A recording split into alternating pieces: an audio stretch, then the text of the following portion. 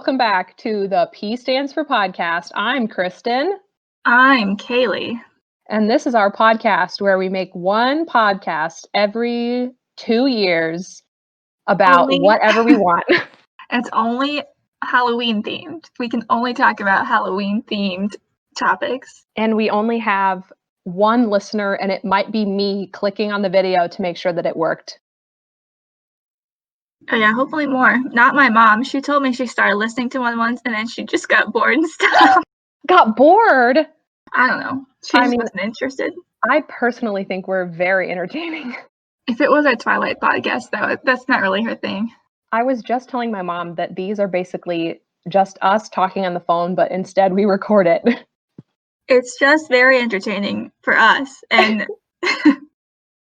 apparently, hopefully for other people, but maybe not. But you know what? That doesn't matter because it's fun for us. It's just very fun. So recently, we have watched through all 4 of the Halloweentown movies on Disney Plus, and it was perfect for my Halloween time feelings. Yeah, you gotta watch the whole series at least once a year on Halloween time. Around Halloween time, yeah. And we actually did it, so good job for us. They're like an hour and 15 minutes each, so it doesn't take that much effort. It's really fun, a really fun afternoon, not spooky at all movie. Yeah, they're just really good. They're really good. The best Halloween movie, probably. Yeah, I'd say it's pretty good.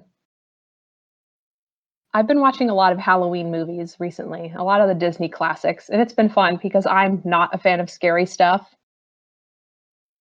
So all I want to watch is just like witches having fun. Yeah, that's the only Halloween movies I watch. Twitches also, I watch. We never watched the second Twitches. No, I was just going to say when I said Twitches also, I almost said Twitches 2, but that's the actual title of the second Twitches movie, which is not great compared to the first. It's really not great. I mean, we could watch it. We could watch it tonight. Well, I didn't remember anything about the first Twitches, and I was kind of disappointed. It wasn't very good. Yeah. Halloweentown is much better. I mean, there's still lots of questions, which is what this podcast will be about, us discussing Halloweentown. Of the Halloweentown movies, what order would you rank the Halloweentown movies? It's difficult because I love the third one, the high school one, but the first one is just so, it's like the essential Halloweentown viewing experience. Like I get everything that I ask for. I get Grandma Aggie, I get witch powers, I get evil warlock, and happy ending. But I just love the stupid monster costumes in the third one. So I think the first one and the third one tied for first. The second one is in second place, and then the fourth one is in third place. I would rank it 3, 1, 2, 4. The third one is my favorite. Is it mostly because Lucas Grabeel is in it? Maybe. Yeah. But I feel like if I could only watch one Halloweentown movie each year, I would choose the third one. Like, that would be my first choice. I just like it the best.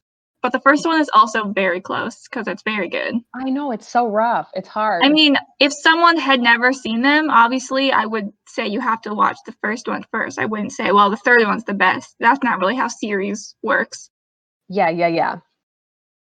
Though you could watch the fourth one without any knowledge of the other ones. It really wouldn't matter. You could. You don't need any information. And in fact, they can't even answer basic questions about the universe in the movies. So basically a completely different movie. Which is what this podcast, the goal of this podcast is to talk about. And I here next to me have a document of things to discuss. But first and foremost, I would like to begin with something that truly perplexed me, and I could not shut up about it for like the entire movie when they mentioned this, is that 1 year in Halloweentown is 100 years on Earth. So if you are in Halloweentown for 1 year, and if you go back to Earth, 100 years will have passed.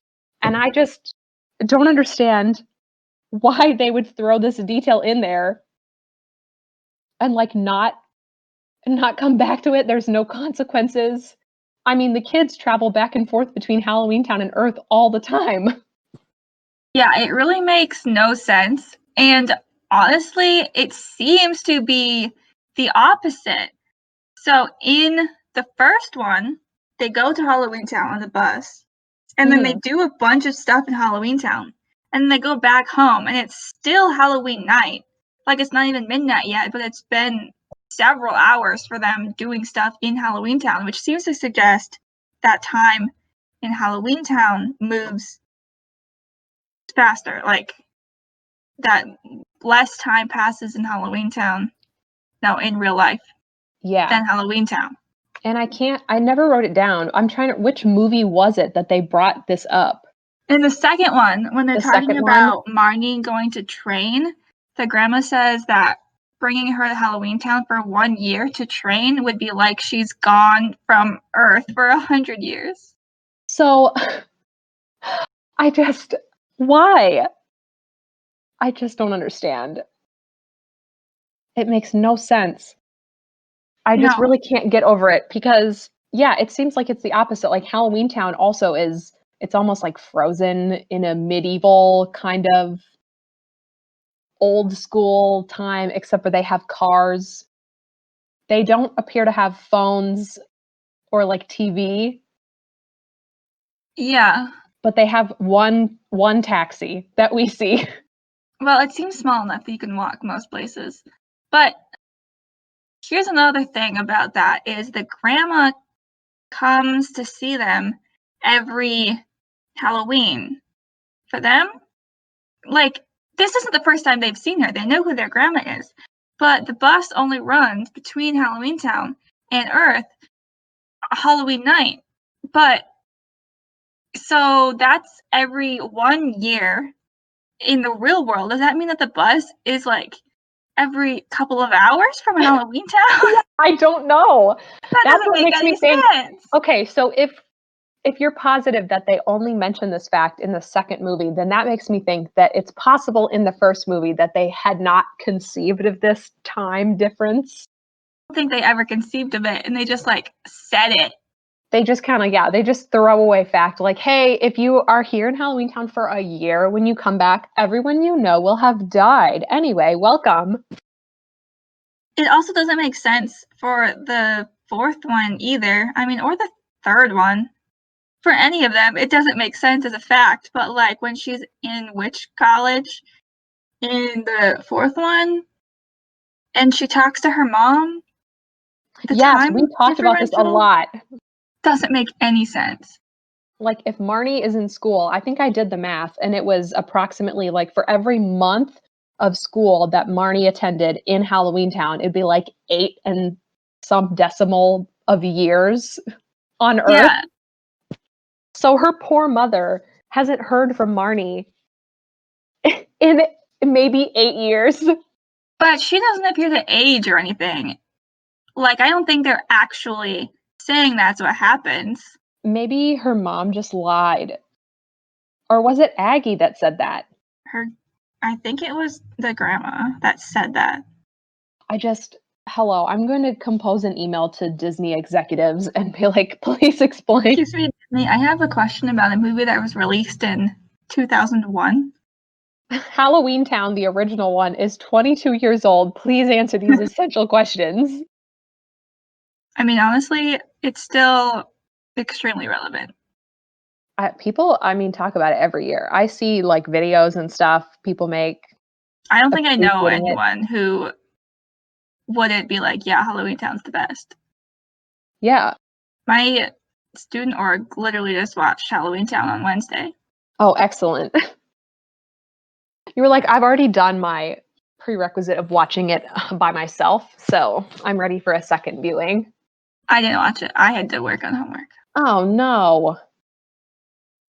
Well, that's okay. So I literally just saw it. This discussion makes up for it. Yeah, I'll pass it along. Essential Halloweentown lore discussion. Questions that we have about Halloweentown that I think at least need to be brought up. Another one I have written down. This is sort of related to the time one, but not really. But more, what is Halloweentown? They establish in the movies that it was created as a means for the witches and other monsters and creatures to escape humans because we're such jerks that we were like being mean to them, you know? Yeah. And they wanted to go off and be on their own and for us to stop bothering them for once. But is Halloweentown just like this little village that we see? Is that the entire dimension, or is there a broader world that we don't see? I think it's just that town. They didn't, because it's not like a parallel universe type situation. No, they call it a dimension. It's just like they carved out a town in a different dimension that can't be reached by like humans just for them. So it's relatively small. I think it might be a little bigger than we're led to see. Like it's more than just like the town square. Yeah, well, obviously, I mean, you have to have houses and stuff. I mean, we see Aggie has a house, so there must be neighborhoods. Yeah, but we don't And see very many people. But there is like a whole castle. They have a university. We discussed this briefly. That they have enough young people to warrant using a castle as a university. And that can't be their only school because this university only became available to non-witches the year before. So there had to at least have been another monster college. Some other means of schooling. Well, we can get into a whole nother realm with that in a moment, but I have more questions about the general foundations of Halloweentown. So, in the first movie, we have the mayor, Calabar, and he's like the bad guy. And then later we have like a council of Halloweentown. Like they've broken up the power from, instead of just being one mayor, to having, I don't remember how many there are in the council, like 6 people. But then in the fourth one, we learn that Halloweentown used to have like a monarchy because Aggie, her grandmother, is like the queen or the princess or something. I don't remember. It was like her coronation, so she was going to be crowned queen. So I feel like Halloweentown is having a little bit of an identity crisis with how they'd like to have their society structured. Yeah, I think it used to be a monarchy, and then Aggie ended it because she didn't want to be queen. She didn't want that like power or whatever. Mm-hmm. But then there's a council, and it seems like this is how I would assume that it's structured. It doesn't make a lot of sense, but it seems like there's been a council of Halloweentown, and they appoint the mayor to rule over Halloweentown. So it's like the council are a more general governing body, and then the mayor is specific to Halloweentown. But the reason that doesn't necessarily make a lot of sense is because Halloweentown is just Halloweentown. Like, there's not much more than that. So why is the council and a separate mayor necessary? Yeah. I mean, I don't know. Perhaps Calabar was the head of the council, and that's why he is the mayor. Maybe. It seems but to me then after more like Calabar was evil, they were like, you know what? Never mind. It seems to me to be like a parliament and then queen type situation. Okay. So like Calabar's the mayor of the town, but then like he's answers to the Halloweentown council who oversees like everything. Basically what I'm asking for of if you establish an entire dimension separate from our own, I expect it to have rules and a society. I want it to be fleshed out. I need the lore. They also never mention a successor to Calabar. Like they like blast him, disintegrate him or something. Yeah, he's gone. And then it's just the council. And then there's just no extra mayor. They're like, nah. But the council is also like a court. Yeah. So They don't I have don't know. separation of powers. They really don't. I mean, if it's just like, if their Halloweentown is like the square and then 3 other streets, then they don't really need a whole lot. You could have like a neighborhood watch or something.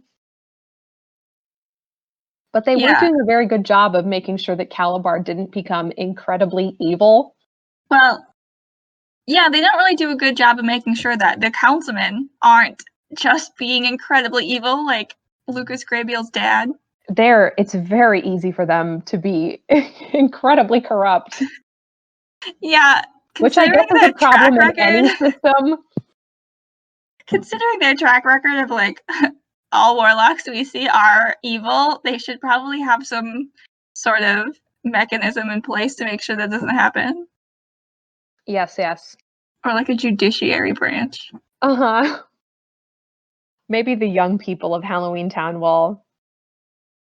They're like, we don't need a court, we just have the Cromwells who can blast evil warlocks. All they have to do is hold hands and they can just obliterate an entire person. Yeah. Oh my gosh. We have a lot of questions. I'll let you pick. What would you like to discuss next? Are warlocks inherently evil? Or witch/warlock supremacy? Well, let's start with our warlocks inherently evil. And my answer to that is inherently no, because Lucas Grabeel isn't. Okay, He's but not evil. No, but I have some thoughts for you. Let me lay them out. So we have in the Halloweentown expanded universe, we have several warlocks that we see. The first one being Calabar, who is an evil jerk. Yeah. Then we have Calabar's son, Cal, who is an evil jerk. Then we have Lucas Grable's dad, who is an evil jerk. The only other 2 warlocks that we really get to see are Dylan, Marnie's brother, who doesn't use his magic. He pretty much barely touches it in all of the movies. And then Ethan, who, yes, is a practicing warlock for some time, but then he gives up his powers, so he's not actually a warlock anymore. And Dylan and Ethan are not evil, and they're not jerks either. Well, you could argue for Dylan, but I think Dylan's a jerk. Sometimes he's a little bit of a jerk. Yeah. He's a little stuck up. I'll say that.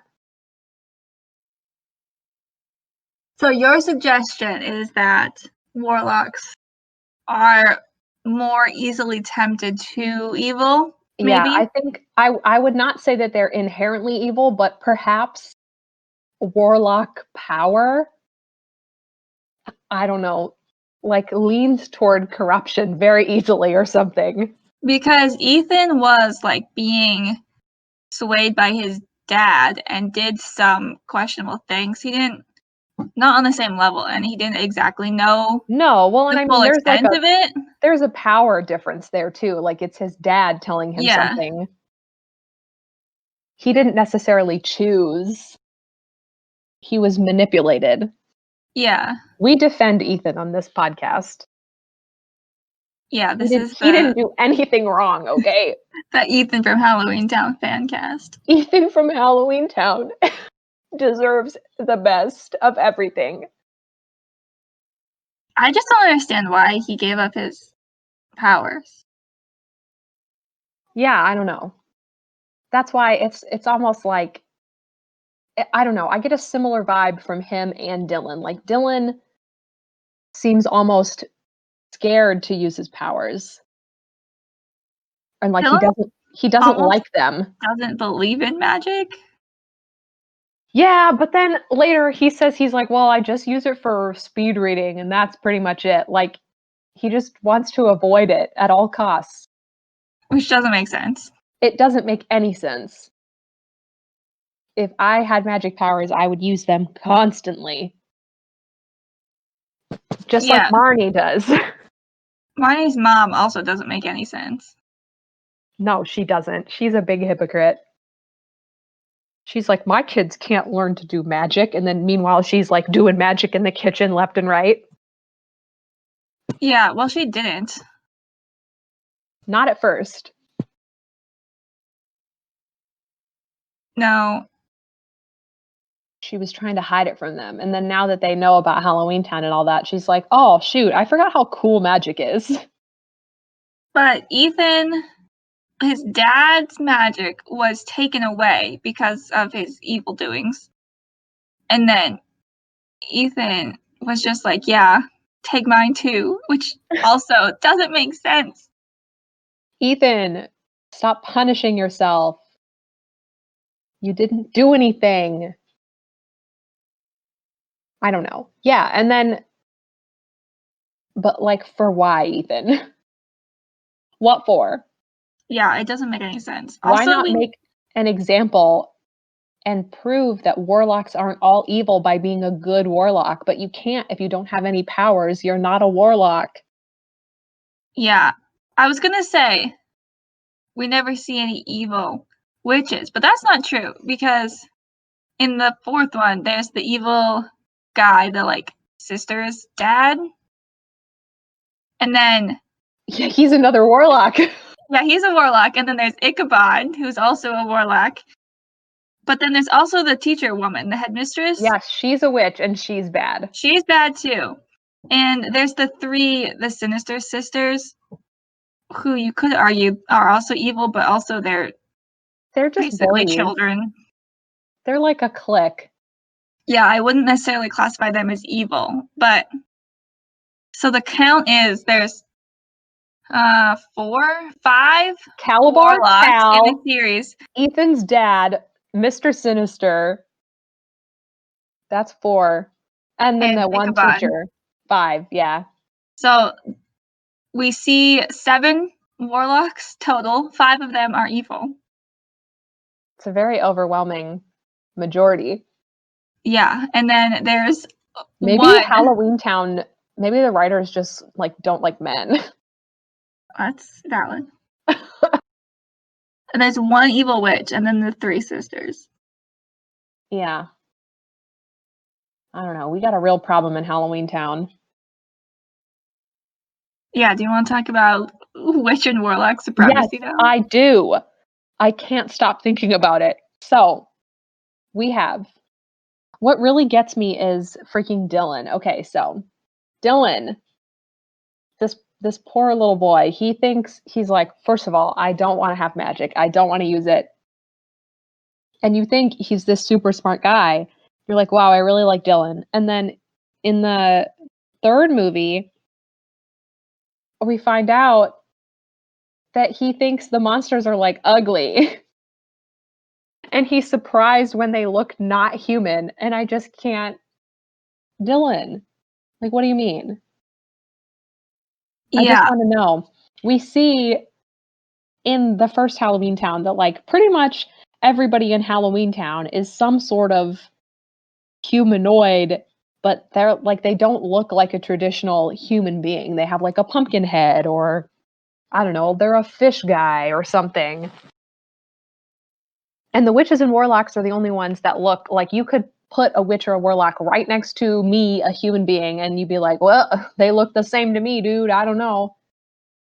And so there seems to be some sort of inequality there between the magic users and the non-magic users. It also seems to suggest, so in the first Halloweentown, we don't see any other like witch or warlock. There's the Cromwells, and then there's Calabar, but everyone else is a monster. So Yeah. Are witches rare? Oh. But then in the they third have one, a whole university just for them. They did. They had a whole university that was only for witches and warlocks. In a castle, so it was pretty big. And in the third one, we do have Ethan and then the other girl, whose name I don't know, because she's a witch too, right? Maybe. I don't remember. They trap her in a witch glass. Oh, yeah. Yeah, that girl. So we meet 2 other, can I call them magicians? I need a gender-neutral term.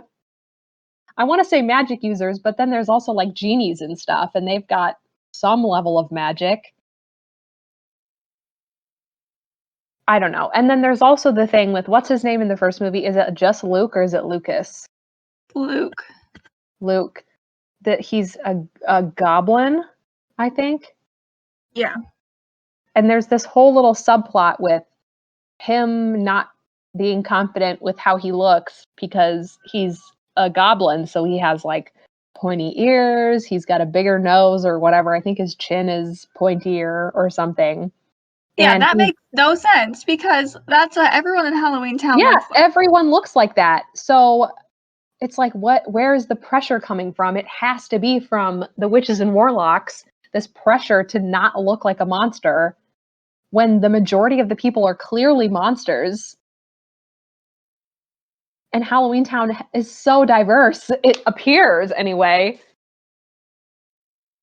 Yeah, like there are no like common features to try and, you know, like replicate. Like everyone, like all of their noses are different sizes. They all have like different ears. Yeah, there's like a couple people that are like 7 feet tall on stilts looking things. They're so different creatures. How can there be like a beauty standard? Yeah, I don't know, which is what makes me think that there's this unspoken witch and warlock supremacy, that they have the power. You know, Calabar's the mayor. We see the council is made up of different groups of people, so that one I don't understand. I just don't get it. And really, and the university being just for witches up until like literally right before Marnie goes to school there. Yeah, there's definitely some sort of like witch and warlock supremacy. There's also, especially there's a whole group, like the knights in the third one. It's like just like a whole warlock supremacy group. Don't they not like magicians? Oh, that's what Ethan's dad was part of, the knights. The knights? Oh, wasn't he? I don't know. I guess I'm confused by it. I thought that Ethan's dad wanted them to fail so that they'd seal Halloweentown off, like they wouldn't be able to travel between the dimensions. Right. So the principal guy was the knights, and I guess I think the knights like hate magic. They don't like magic users. Dad just told the principal guy about the knights to get him to. I think so. There's just so much to unpack here. Yeah, because there's also the group of people in the fourth movie who want Marnie to like enslave all of the monsters. Yeah, like there's a history of this power being used by the ruler of Halloweentown to have absolute control over anyone else. And that's like literally slavery. Yeah. Because they want the witches and the warlocks to be like the rulers of Halloweentown. Yeah, what's their group called? Yeah, I don't remember. I don't remember, but it's like, can't remember. Oh no, their group name basically means like. Do they have a name? Yeah, they definitely do. Okay, let me try. Halloweentown. Halloweentown bad guy group. The Halloweentown bad guy group. Villains wiki. No, that's not what I'm looking for. The Dominion. Dominion. There we go. I was like, I know that the group name is basically, you know, we're better than you. Yeah. They want to control everybody else, and clearly some of the people, including the Dominion, they seem upset that other monsters, so people that aren't witches and aren't warlocks, have been allowed to attend the university. Yeah. The university itself also, the rules are confusing. They're not allowed to use magic, which doesn't make sense. You'd think with the heads of your university being evil witches and warlocks, hell-bent on supremacy, that they would allow the use of magic within the school, but they're like, no, can't do that. That wouldn't be fair to everybody else. I'm like, interesting. Okay, all right. Yeah, I understand them saying, like, using magic in class to do things other people can't might be unfair, but, like, using magic to do your laundry, that's not unfair. Yeah, no. I think we just know a little bit too much about other ways to use magic, because I remember when we were watching it, I said, well, just set up some sort of spell in the room that triggers if anyone uses magic. And then you'd find out if they were cheating or not. You'd be like, oh, Susie, what are you using magic for? And Susie would go, well, I don't know, sharpening my pencil. Well, the one professor, like, blew on Marnie's paper. Yeah, all the professors use magic. None of them obey the rule. And none of them even try to hide it. They're just like, no, they're like, that's not for me. I'm a witch. I can do what I want. And we also talked about, if this university is so big, why not just have a separate campus where you can use magic? Yeah, like basically a major Or in like witch this magic or whatever. This floor of this dorm, if you apply to it and you get in, is for witches. Yeah, like a witch sorority, basically. Yeah, like, I don't know the term for what I'm looking for, but yeah, I have a question. Oh, okay. About how magic even works in this universe, because the rules are very inconsistent. Yes, tell me more. They just like point at things and things happen. But other times they have to recite these complicated incantations. Mm-hmm. So, like, what are the rules for when you have to do an incantation and when you can just make things happen? Yes. I don't think there are rules. Because is it like, if you do it without saying the incantation aloud, it's like a non-verbal spell where you still have to say the incantation, but like in your head? Because I don't think so. I don't think so, because sometimes when Marnie's trying to do something and she's not talking, you can just see that she's just like thinking random stuff at it, and like, maybe this will work. I don't know. Or she just makes up her own words. Yeah, she does like a Sabrina spell where she tries to rhyme. How can that be how magic works? It can't be. I don't believe it. Also, the fact that you say a spell backwards to undo it. Yeah, no, that seems very oversimplified. Also, in the first Halloweentown, they literally have to make a potion to like turn on the torch or whatever. They put the potion in the Oh yeah, you're right. They like wand? ladle it in there. Yeah, they ladle like a gaseous potion. They ladle dry ice into a flashlight, and that's in order to turn it on. So that means that there's potions too, but we never see. I guess that maybe part of it is we never see any parts of Marnie's training. Like they say, oh, she was off training with Aggie. But we never get to hear about like, what exactly does that entail? Yeah, Marnie also references that she's a level 2. Yeah. Which seems pretty wild, because it makes me just think of like D&D, where you level up, but if like in person your characters recognize that they were level 2, that would be pretty wild. Also, so I mean, okay, so Marnie doesn't start to be trained until she's pretty old, right? Like, isn't she about at the cutoff point for learning to use magic? Yeah, she is 13, and if she doesn't use magic by midnight on Halloween, the year she turns 13, then she'll lose her magic. She'll lose it. So we establish that Marnie is basically like, she's starting school super late. She hasn't been learning to use magic. And then her mom like fights back and forth with her grandma about whether or not she can be trained. So I still think that she would be, unless she's an incredible student. And I know she's a Cromwell and that's a whole thing. And she's supposed to be, their magic is just that good. But I think we could still assume that Marnie is behind in her schooling. Yeah. At least the Sinister Sisters seem to have a great level of control over what they can do. Like in the second movie where she says she's level 2 or whatever, that I guess kind of makes sense. Level 2.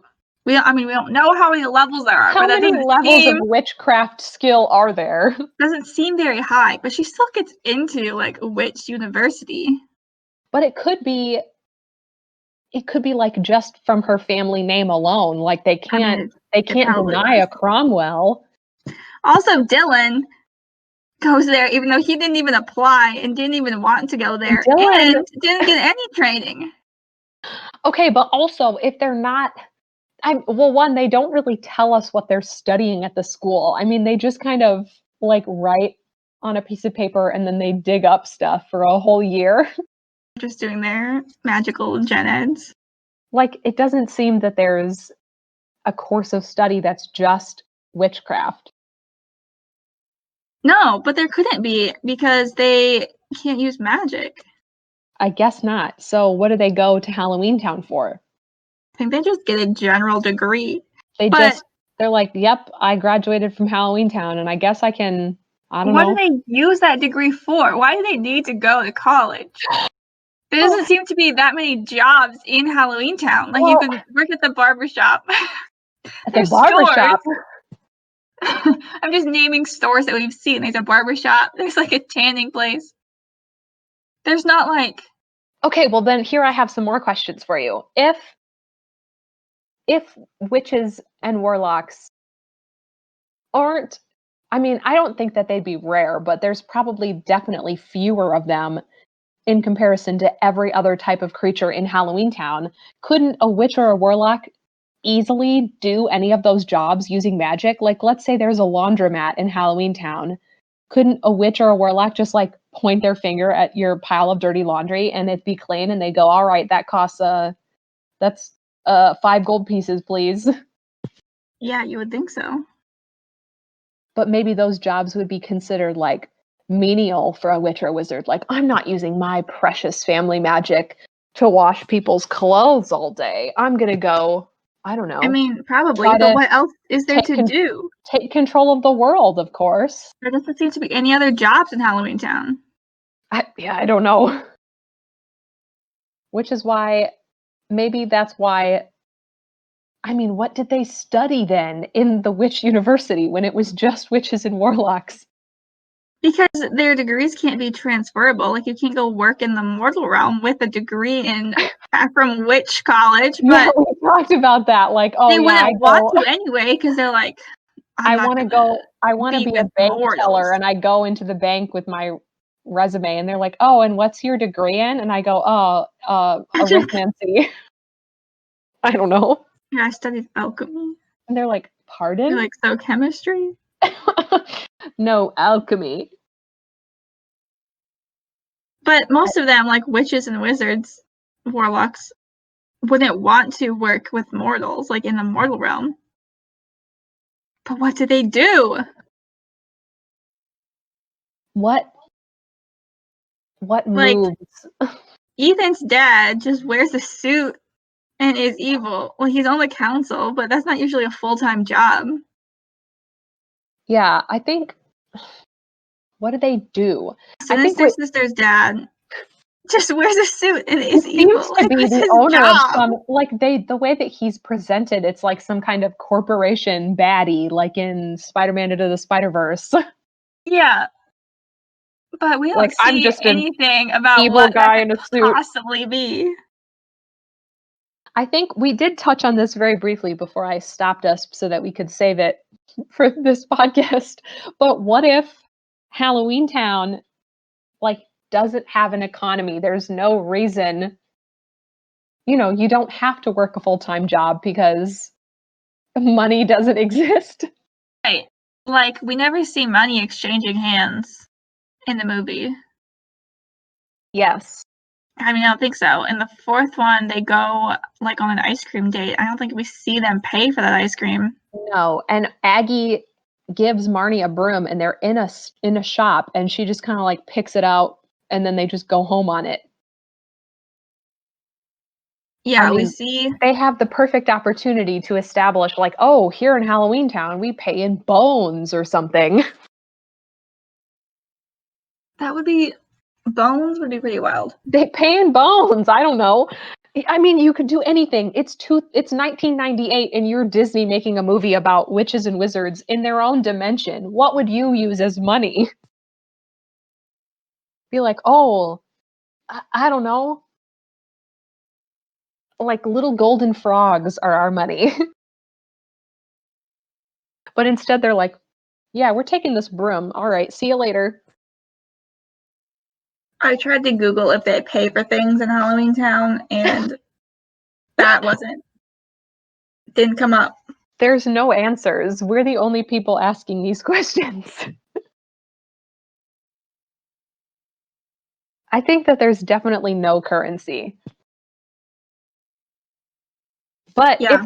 if there weren't currency, then you'd think, I mean, if I were making one of these movies and I was making the third one where they have kids who have grown up in Halloweentown come to Earth, you'd think there'd be a little scene where it's like, oh, I want to pay for this shirt.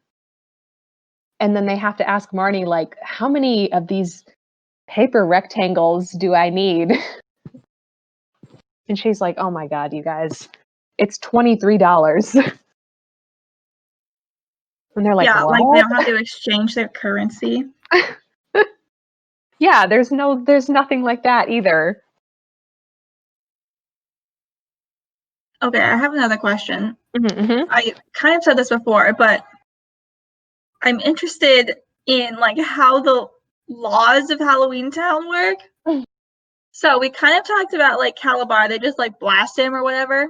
He doesn't go to jail or something. He might be dead, we're not sure. Also, I found this article and it says things about Halloweentown you only notice an adult. You only notice as an adult. And Uh-oh. in the first one, when they're walking through Halloweentown, there's like a cop guy who looks at Marnie and Dylan. He gives them a mean look while swinging around his nightstick. An article says, clearly looking to bust some heads, which indicates there's some kind of crime going on that's being met with violence. What? I do not remember a cop in Halloweentown. There's a picture of him here in this article. I mean, I believe you, but I can't believe we didn't pick up on this.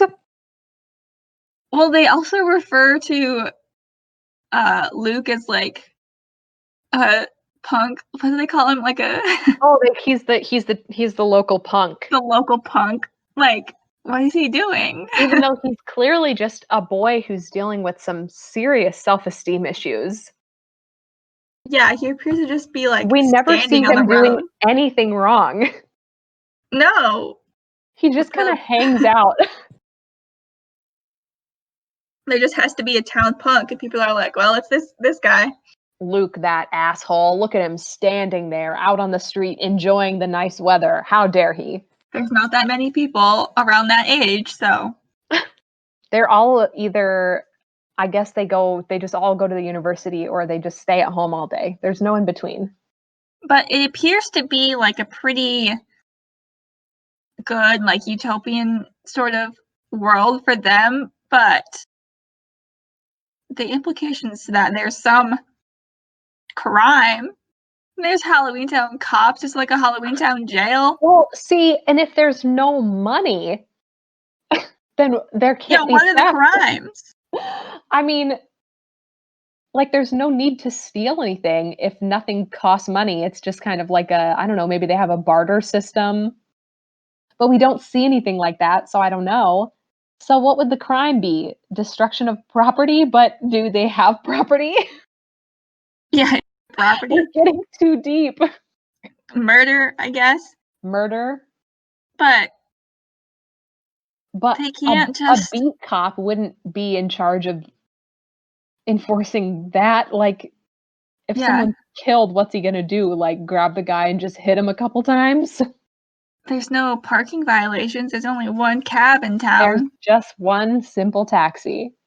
Also, it seems like witches and warlocks could do whatever they want.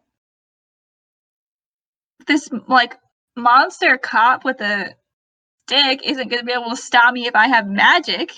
Yeah, I could just freeze them. The only thing that could stop me is if 3 Cromwells hold hands and chant some words. Yeah, And naturally. obliterate me. They literally, I just explode. Because they say so. And what? And there's no consequences to that either, just because they go, oh, that Calabar, he was a No. bad guy. You They're all like, did right by blowing him up. Thank you you. just exploded Calabar? That's not They're how like, hip, hip, hooray. 3 cheers for the Cromwells. the judicial system works. Like, did he not have a right to a fair trial? Well, and the only time we even really see the council doing anything is when they're, Marnie accidentally makes the deal where, oh, if these kids don't, I don't even remember.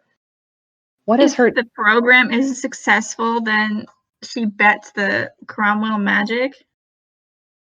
Yeah, and they're like, which there's a lot of problems with that. Sounds good. I mean, what is a success? You have to define it, Marnie. First of all, she's a minor, so she can't enter into a binding contract. Second of all, she didn't even know what she was talking about, so there was no meeting of a mind, so that's not a valid contract. Yes, drag them.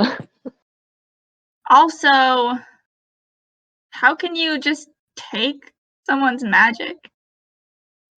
I mean, that's not the only time that's referenced. Like, they take Ethan's dad's magic and the Sinister Sisters. Like, that seems to be the punishment for witches and warlocks who do bad things, is they take their magic. And but, like, where does that magic go? In the 4th one, the Sinister Sisters, like, they don't even hold a trial or anything. All of a sudden, it's just gone. Yeah. Like, they didn't even have a talk with them about it. They just are like, oh, looks like your magic's gone. That sucks.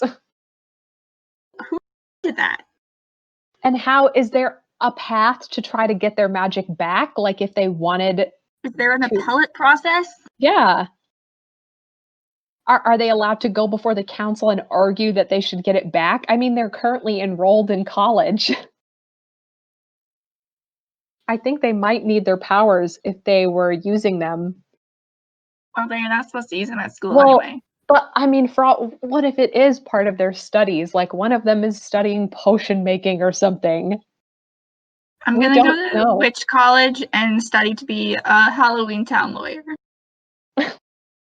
I'm going to go to witch college and study dentistry. Well, that would be useful because you got to be able to know how to take vampire fangs. There's lots of different monster teeth. Just kidding. What else could I do? What could I do in Halloweentown? I want to study... Oh, now I'm just thinking of examples that actually would be useful, like architecture. Like, they've got a lot of castles, I guess. Well, they seem to be very old, like they're ancient castles. Okay, no. So they say that the university was built on the ruins of the Cromwell Castle. Mm-hmm. And they find, like, all this old stuff from the castle. But then also, when Marnie goes back in time and, like, looks at the Cromwell Castle, it is literally exactly the same. Marnie's dorm room is her grandmother's ancient bedroom. Yeah, like, it's the same room. So it's not built on the ruins. It just is the same castle. Are they just lying? And I would say that it's possible that the information was lost to time, but it appears that at least the witches and warlocks can live possibly thousands of years. It's clearly not lost to time when both her grandmother and her friend, who's now a professor at their school, were literally there. Yeah, they were like, oh, well, yeah, I was there when Halloweentown was founded, and I guess I'm pretty old at this point. And I'm like, how old are you? Shaking the freaking TV. Yeah, that also opens more time questions. Well, and here's another question. So let's take anybody who has their magic removed. Like, Ethan calls himself immortal because he's given up his magic. Yeah. So does that both imply that he is not long-lived anymore? And does it also mean that anybody with magic is immortal? Do they have a lifespan, Kaylee? Well, they definitely live a long time. like the grandma and the friend who were there, what was it, like 1,000 years ago? Yeah, it's just casually 1,000 years. Which, how old is Marnie's mom? I don't know. But we can't tell. then he does use the phrase, he says mortal, now that he doesn't have his powers. Yes. Which would make me think that the longevity is related to having magical powers. So when you don't have your powers, you also don't live as long. So does that mean that anyone that's not magical in Halloweentown has a lifespan closer to that of a human? I guess. I mean, because like take D&D, for example, like the different races live different lengths of time. Yeah. So it could be like that. When Marnie goes back in time in the second movie, when she's in Gort's house. Gort, my guy. I don't remember how much she travels back, but he's there the whole time. True. Okay. When she travels back in time, I think she accidentally travels too far and they're like in like dinosaur time, which doesn't make any sense. If they made Halloweentown as a separate dimension, yeah, that doesn't make sense. It just wouldn't have existed. I want to scream. I didn't think about this, and now that's all I can think about. I'm haunted by these thoughts, these questions about Halloweentown. So maybe because within Marnie's family, the Cromwells, this supposedly incredibly powerful family, we only have 3 generations, with her grandmother being there at the beginning of Halloweentown.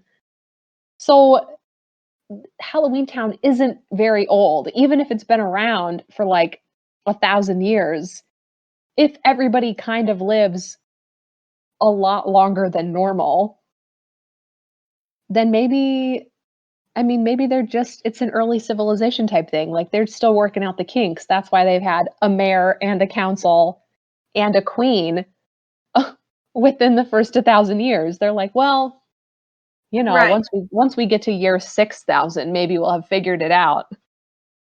But when in the timeline of like the real world was Halloweentown established? Because if Halloweentown's existed for 1,000 years, Halloweentown time. Oh, that would be 10,000. 100,000. No. That's 100,000 years.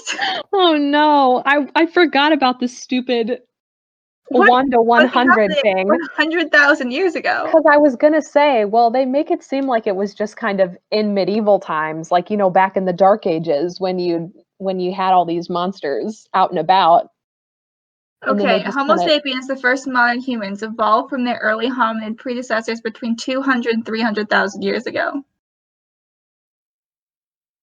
Okay, but the first modern humans began moving outside of Africa starting about 70,000 to 100,000 years ago. So that's when they became very anti-magic and Halloween. Okay, well then how is it that we have Aggie in a castle with a full wardrobe of clothes just existing like right after that? Yeah. I don't think we were having a lot of societal prejudice right off the bat. I mean, I can't assume. I wasn't there. About 200,000 years ago, an effective population size of about 10,000 to 30,000 individuals have been estimated. And they were all extremely prejudicial towards magic. They hated monsters, and they said, "Get out." And they had not only the skill, but also a tight-knit group enough that they were like, we're going to make our own dimension separate from these stupid humans. Maybe, I don't know, because I was just going to say, well, say it's like 1,300, I don't know. And they split. Halloweentown exists now. And then maybe they said, you know what? Let's make it so that 1 year in Halloweentown is 100 years on Earth. But maybe they don't do it right away. Maybe they go, well, what if we like fast forward a little bit through Earth time? Maybe then they won't hate monsters anymore. And so they're like, okay, cool. And then they cast a spell. And then they're like, well, right, it's been 10 years. So it's 1,000 years on Earth. And then they like peek back out onto Earth and they're like, nope, they still freaking hate monsters, mate. I don't know. I don't know what to tell you. That seems extremely convoluted and complicated. Oh. And also impossible. Why not?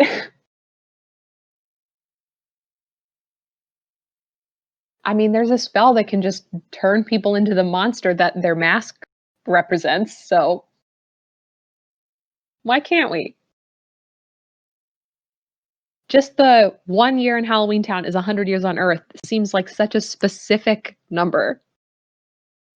Okay. Like they built Halloweentown with that rule in mind. Do you want to hear another point from this article about things about Halloweentown you only notice as an adult? I absolutely do. So this one says, wait, there's an underworld in the Halloweentown universe? What? So when Marnie and her siblings encounter the ghost trying to lose weight in the sweat box, the ghost casually says, Hades was nothing compared to this. What? Does that imply the existence of Halloweentown's own, like, heaven and hell? Or does the Catholic Church have ties to Halloweentown? what? This article clearly was thinking of things that we never even thought about. I'm not noticing these minute details. I'm looking for huge gaping holes in the lore of the universe. Maybe let's say I'm in hell, okay? And maybe I want to leave. So I sneak out.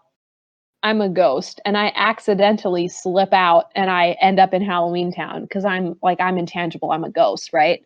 Maybe that's how it happened. Yeah, so ghosts exist in Halloweentown. Mm-hmm. Are they mortals who died? I don't know. And then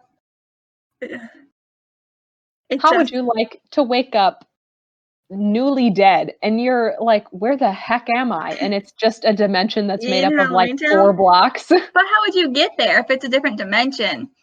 I don't know. How does I'm a ghost. Do the only ghosts in Halloweentown ones that were there when it was created? I don't know. Because I assume ghosts are immortal. Like they're already dead. They're ghosts. I don't know. I didn't even remember that ghost. I guess there's a ghost spa. They've got a whole little contraption for him. I remember now. There's too much. There's too much to think about. It doesn't. Some of these are things we talked about. Like this one just says, why is Luke unhappy with his looks? We talked about that. It also says Dylan is underrated. Yes, he is. I flip-flop between loving Dylan and hating Dylan approximately every 15 minutes of the movie. He was better when he was younger, and then he got older and just kind of annoying. Yeah. He's like the smart kid who thinks he's better than everyone because he's smart. I mean, he gets a better deal than Sophie does. She's not even in the movies. Yeah, they're like, wait, sister, let's just have on the couch. Okay, good. Sophie, she's not here. She's busy today. She went to travel through the time-space continuum with They honestly could have just said, oh, Sophie, she has soccer practice today, and then they just go off to which university, and I'd believe it. Yeah. There was no need to make it so complicated. Interdimensional travel. Yeah, I gotta go study with my grandma, but it involves me, just surfing the time space. Stop! Halloweentown. What? You're making me think too much. My brain doesn't like it. It just doesn't make sense. Disney, hear my cries of anguish. Please answer these questions. Everyone who listens to this podcast, write a strongly worded letter to Disney with all of your pressing questions about Halloweentown. If you have additional pressing questions about Halloweentown, you can also let us know. I'd love to discuss it. Not the cop, though. That I honestly did not ever even notice that. We don't want to talk about cops on this podcast. I don't want to talk about cops. Apparently it's ACAB, even if you're in a different dimension. I do still have questions about how, like, laws work. I mean, maybe if it's a really young dimension in terms of the lifespan of the inhabitants, maybe they, again, just haven't gotten to it yet. Like, they're fresh off the monarchy. It's been 1,000 years. Just a few moments ago, nobody even had free will because of the monarch, I guess. They're like, we don't even know what jobs we can do yet. We haven't even figured it out. We're just going to college for fun. Just taking tests just because that's what we think we should do. Just like hanging out. Yeah, we just like, the one guy goes, I make brooms that I can't even ride. Anyway, here you go. Have it for free. We haven't figured out money yet. It's only been 1,000 years. Have it. They're a fully self-sufficient communist city. Yes. Ugh. It's honestly exhausting. Yeah, I think it's time for a nap now. My brain's so tired. Time for a nap. No. Hey, it's 420. Haha. 420 Halloweentown. Tomorrow is Halloween, and I'm pretty excited. Yeah, that's why we recorded this today, so that we could get it out in one day. I'm mostly excited for Animal Crossing celebrations. Yes. Excellent. Well, what if I plug, if you want to hear us talk about Animal Crossing, we have some ideas. Please let us know. Otherwise, we won't make another podcast for 6 years. Wait until next Halloween. Then we can talk about Twitches. I want to talk about my Christmas movie this Christmas. Oh my god. No. Stay tuned. Oh. All right. What does the P stand for? Oh shit. The P stands for I wasn't even thinking about it. Normally I think about it like while we talk. Oh no, what does the P stand for? The P? None of the things we've talked about have P. Oh, no. P stands for the pocket dimension that Halloweentown is. I googled list of Halloweentown characters. Did any of them start with P? No. Piper. Who? Their last name is Piper. No, it's not. It's Cromwell. That's their made-up human last name. Marnie Piper. I guess Marnie Piper, whatever. And also Professor Periwinkle. Oh, how could I forget? Okay. Yeah, the P stands for Professor Periwinkle, the character I definitely remember the name of. Also, their made-up last name, Piper. No, not valid. Okay. All right. Bye-bye. Bye.